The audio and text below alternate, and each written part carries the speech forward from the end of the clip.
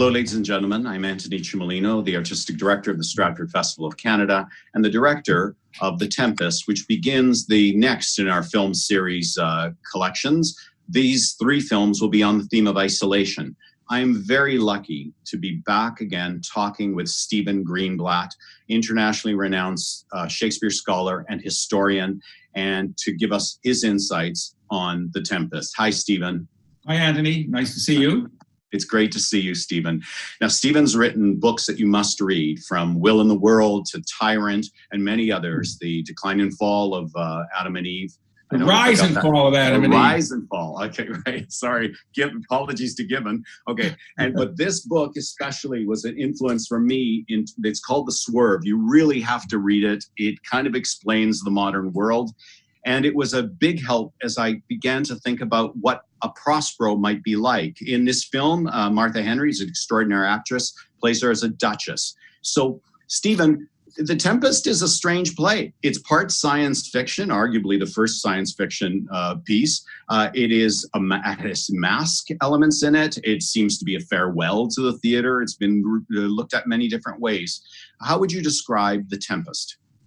Well, it's a particularly fraught moment to describe The Tempest, Antoni, the moment that we're in, and that many of your viewers will be in, because suddenly the whole world is experiencing isolation, unwilling isolation, being forced into isolation, not taking a vacation away from it all. So the premise of the play is what it is to be stranded, marooned on a tiny island in a tiny group, suddenly to go from a whole vibrant society into a enclosed world with only the most basic of contacts and services, centered on the most intimate family, and in this case, mother, and in your version of it, mother and daughter, and then extending to the 2 servants of the magus, the magician mother.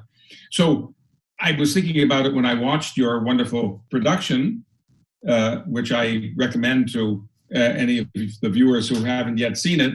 And I was thinking about it as what it must have meant even in the early 17th century world, when periodically, in moments of plague, people found themselves quarantined, isolated, suddenly shut in and forced to stay in. So the play has that kind of extraordinary concentration, as if it were imagining what it is to be enclosed, as if the people had come, for example, and locked up the doors of the theater and made everyone stay in for a period of time and confront themselves in that moment.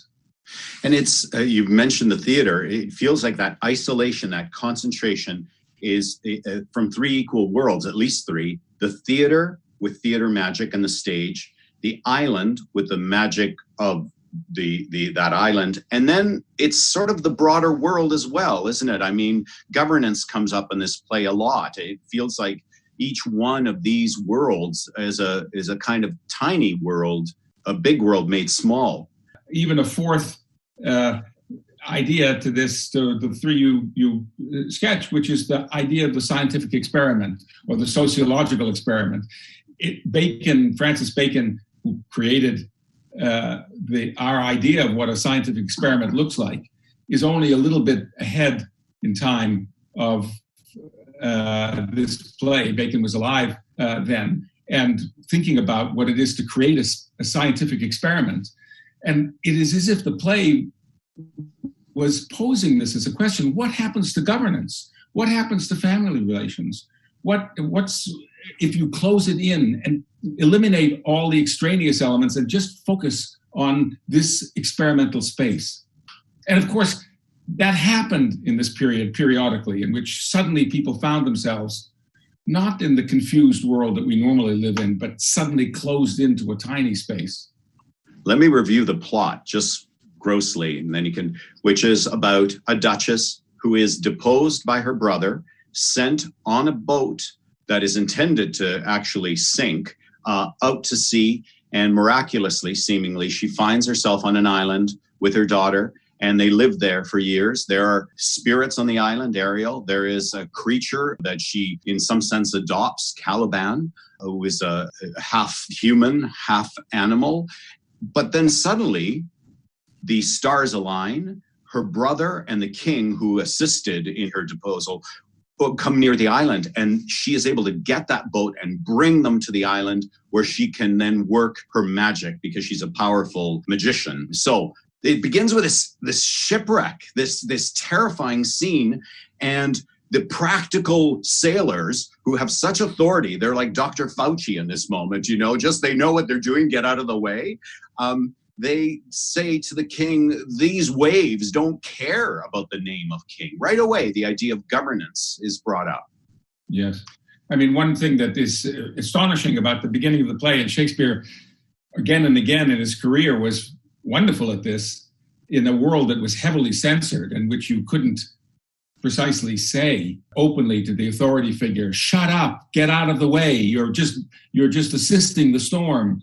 But in this moment, the lowly bosun is able to say those things to the king and to the nobles around the king. Just get out of the way. You don't know what you're doing. You have no authority here. Or if you have some authority over the storm, tell it to shut up. But the storm doesn't shut up.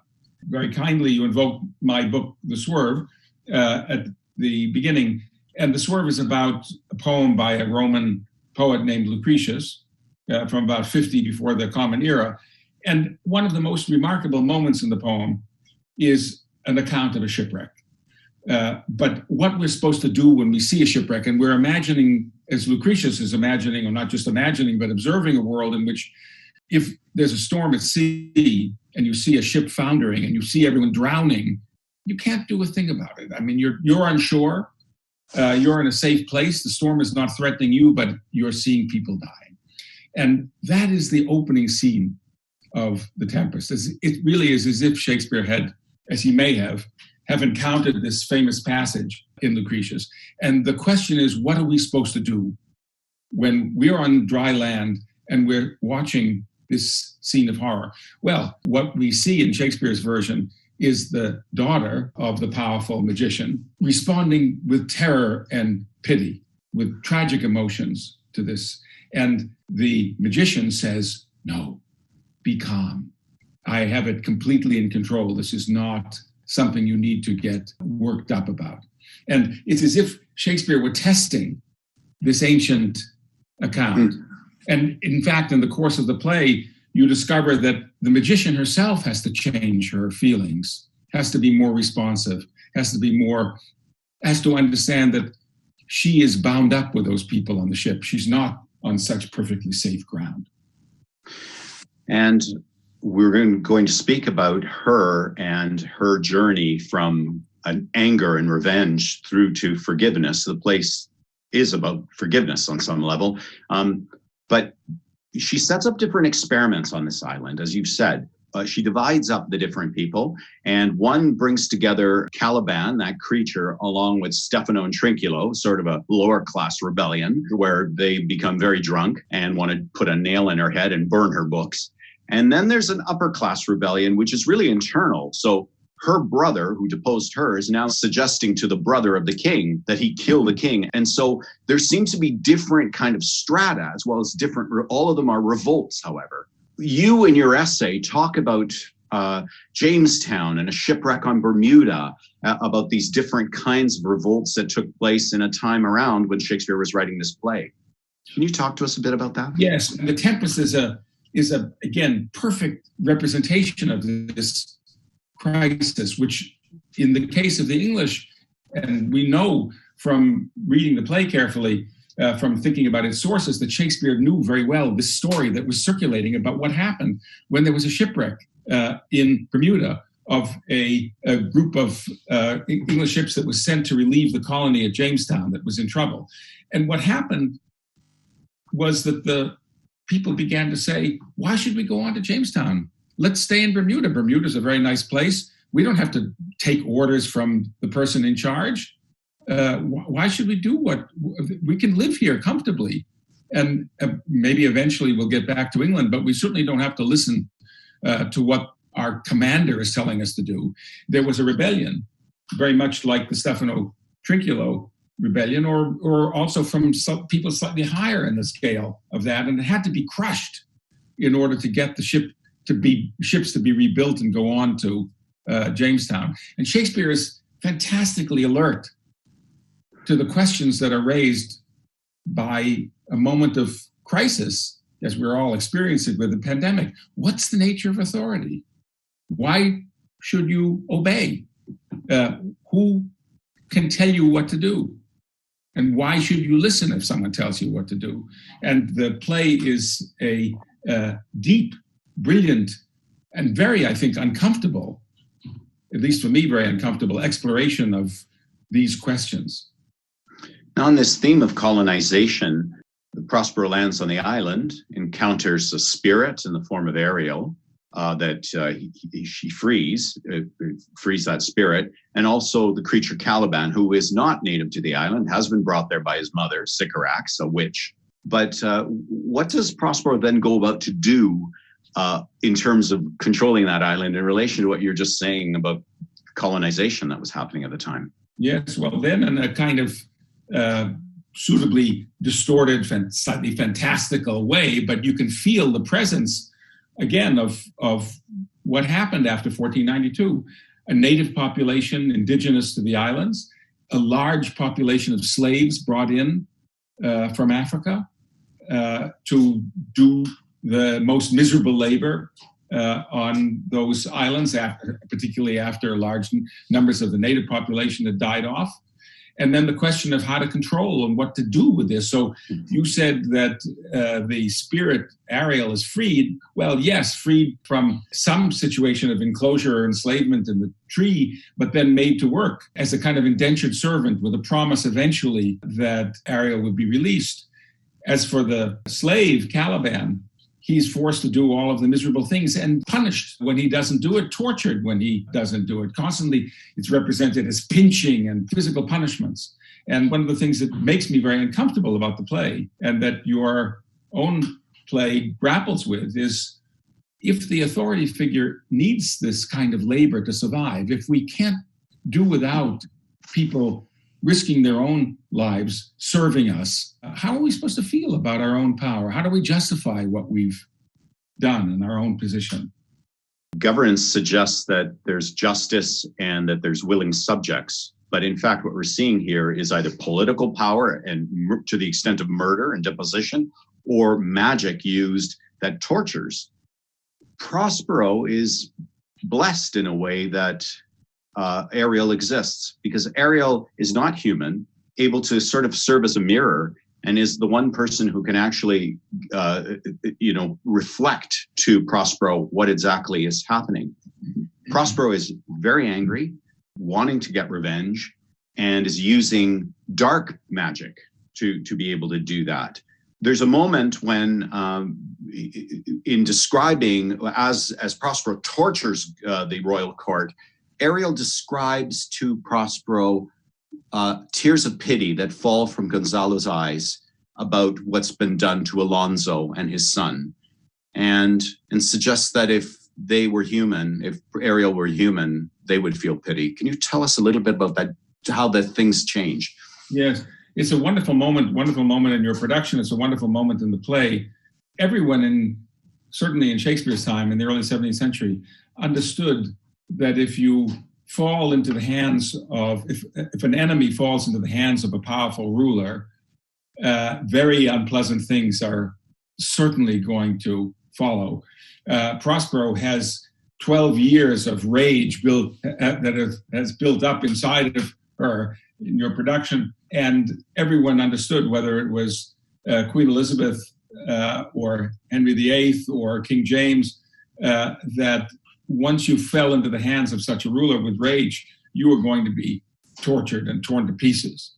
And that is the threat that hangs over the enemies of Prospero through the play. And one of the things that happens that's, as you say, most remarkable is that what appears to be a non-human force, Ariel, is able to reach Prospero and say, look, if I were human, which I'm not, I would feel pity. I would mitigate my rage. And that is actually what Prospero does, which is maybe less astonishing for ourselves, though we don't live in a very forgiving society either. But certainly in terms of the early 17th century, must have been in some ways one of the most remarkable things about the play, what it is for an enemy to fall into the ruler's hands and be forgiven. And in fact, Prospero's brother is not a repentant person at all. Remains a kind of nasty figure throughout the play, and yet is not broken on the rack, as would have actually normally happened in this situation, but is forgiven. Thinking again about our own situation, Anthony, right now, we have technological means, robots in effect, whether it's the washing machine or the dishwasher or whatever, if we're fortunate enough, that we use to do that kind of service for us. And then we have a number of human agents who also serve us, the driver of the UPS truck or the FedEx truck, or the person in the grocery store, who are in much more danger than any of us who are in isolation. And it's as if the play divides those two between Ariel and Caliban. And then astonishingly, the washing machine or dishwasher says, look, if I were human, I would be kinder than your being. And it changes everything. It reaches you. You're astonished at your own lack of empathy. And you come to terms, at least a little bit, with the fact that you haven't given any thought to who's serving you. And in that realization, that was beautifully put, Prospero realizes that the rare action is in forgiveness, then she should forgive, but also realizes perhaps that she herself needs forgiveness. And then begins that beautiful Ye Elves, where she calls together all the spirits that she has misused in her dark arts, to open graves, to do horrible things. And she's a bit like Dr. Faustus, who doesn't know whether he can still be forgiven by God, that they've gone too far to be forgiven. And she, in asking for heavenly music, seems to be saying, will I be accepted back? Am I still part of the human race? And then at the end, she actually asks the audience for forgiveness. What do you think Shakespeare is trying to say in that? Well, she says at the end, tellingly to the audience, she looks out at us and says, as you from crimes would pardoned be, let your indulgence set me free. As you from crimes would pardoned be, we are also people who have committed crimes. It's one thing, in fact, as I watched the play again, I was thinking how disagreeable in many ways the play's attitude toward colonialism, how much it accepts certain colonial presumptions in a way that was making me, I say, increasingly uncomfortable. And then when Prospero looks out and says, as you from crimes would pardon be, let your indulgence set me free, it turns out on us the fact that we're not free from these stories. We're implicated in them. We ourselves need forgiveness. And we have to grapple with our relationship to the past as a way of grappling with our relationship to ourselves and what we've done.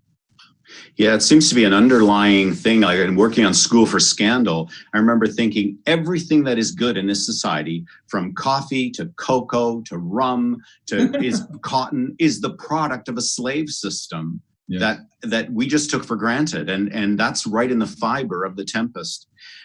In looking to the future, Ferdinand, the king's son, and Miranda fall deeply in love.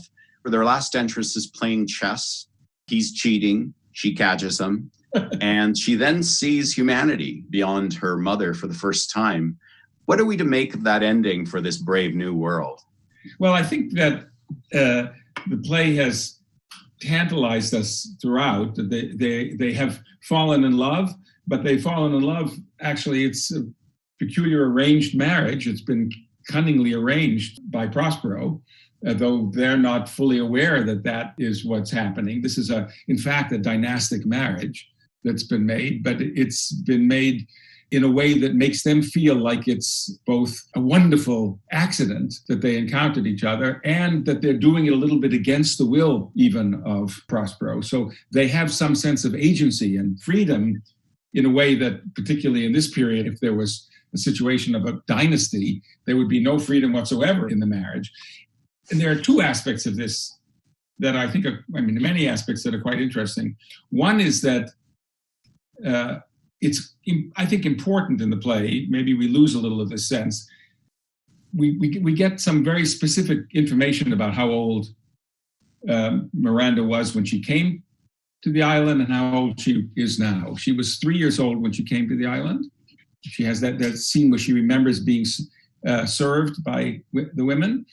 And now 12 years have passed. So she's 15 and she's reached reproductive age. She is hit puberty and she's ready to be, in this context, to be married.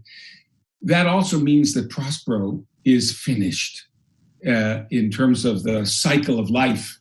The daughter is ready to begin her own life. And Prospero has to come to terms with that as well. At the very end of the play, as they're moving out back into the world, and Prospero says, every third thought shall be my grave. Every third thought shall be my grave. Not every thought, but every third thought. But to recognize that your story is coming to an end. Your narrative is finished. Their narrative is beginning. And what you see in that scene when they're playing chess is the beginning of their narrative. It's not going to be a perfect marriage. She's not going to have an entirely idealized account of this miraculous man that she's seen, and he's not going to think forever that she's a goddess, as he thinks. They're going to have to come to terms with their human reality. They're going to play chess in a way that we all play chess, as it were, with each other, making moves, trying to figure out where we are on the board. And that's the beginning of their story. Stephen, a great work of art becomes a classic, you could argue, because its meaning is not fixed. It means something new every few years. As we live in a different time, we look at it and see new things. You raised isolation.